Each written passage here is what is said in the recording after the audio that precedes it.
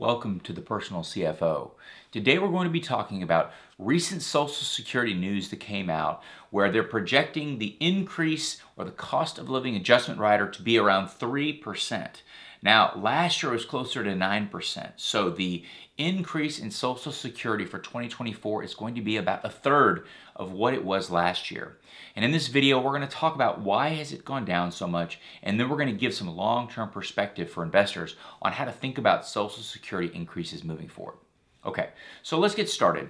So Social Security announced recently that the projections for 2024 cost of living increase are going to be 3%. Now, the last couple of years, we've seen much larger increases. So right here, if you look at this chart, in last year's was almost 9%, and the year before that was close to 6%. So in looking at a 3% increase, it's not nearly what it was in the last couple of years. Now, why has this number come down so much? Well, if we dig into the numbers of what's making up this inflation number, in this chart here, you can see that some of the big drivers of inflation were energy, housing, food, and some of these other items. Now, as you can see, where energy and cars has positive on the left side, driving a big piece of inflation, as you move into 2023, those numbers actually go negative. So we have a decreasing price or deflation with cars and energy. And in addition, all those other little bars are starting to shrink.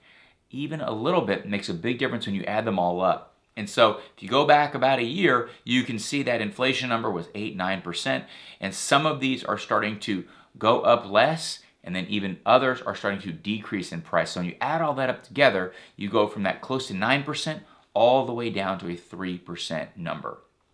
So, okay, we understand what's in this inflation number going from 9 to 3%, but it still seems like a bummer to only go up 3%, especially when we had almost 9 and then almost 6% in the past couple of years.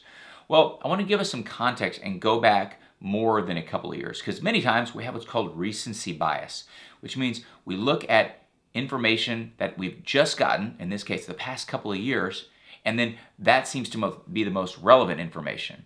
But if we look back further and we go back 10 and 20 years, this chart here is going to show us what have the historical inflation or increases in Social Security been over the last 20 or so years.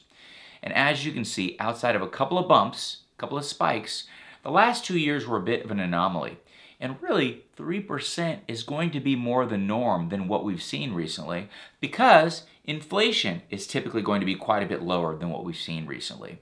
And so while this Social Security number of 3% is not as high as I think many wanted, the reality of it is it's not high for a reason, because inflation is not as high. Now, some people say, well, hey, I don't know about you, Kyle, but when I go and look for things, when I'm buying food at the grocery store, etc., things are still going up in price. They're not going down. And that's exactly right. We're not talking about deflation. We're not talking about the prices going down. We're just talking about them going up slower than they have been in the past.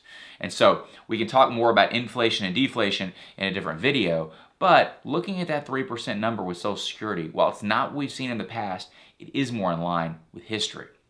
And so when you're thinking about how do I build my financial plan or how do I project into the future, realize that the upcoming number is, if you go back the last 20 years, going to be more in line with averages than what we've seen recently. I hope you found this helpful, and as always, thanks for investing your time with the Personal CFO.